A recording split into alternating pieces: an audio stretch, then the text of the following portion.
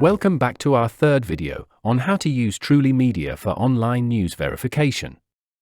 Now that we have gathered the main URLs of either potential disinformation or evidence that will help you in the battle against it, we are on the right track to move on to the second step of our work, which is to attempt to put them all together into a thematic bucket, into what we call a collection.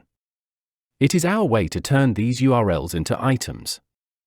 First of all, you fill in some fields to give life to your collection: a name, a category, an image URL, keywords, a starting and ending date, and then set specific people from within your team to work in that collection.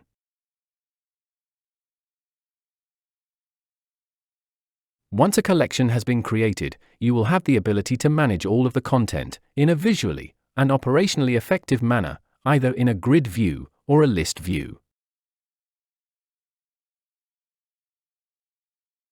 Once you copy and paste the URLs, in each one of them, you are given the choice to add your own tags, your own notes, and even assign it to a single member of your team. It is a way to further break down your workflow and go from a generic team selection to a member selection for a very particular task, meaning a specific news item.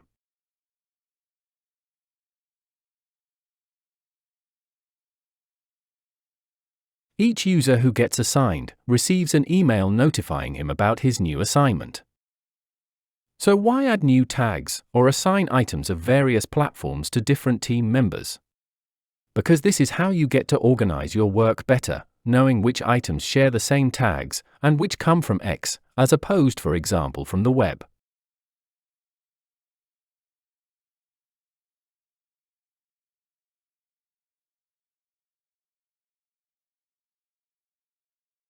Then, of course, as team members, you are able to exchange views in a collection through real-time chatting and messaging, or use the notepad to record important notes about a collection.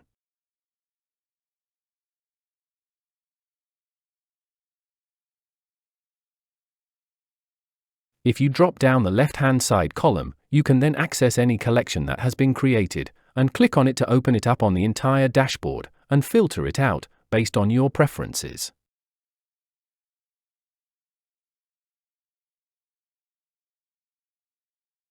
There is also the possibility to manually upload any kind of file into a collection by defining the source, provide a title, potentially an image, and get to see the item find its place in the collection, just as it happens with any other URL that's pasted onto the bar and added in our bucket.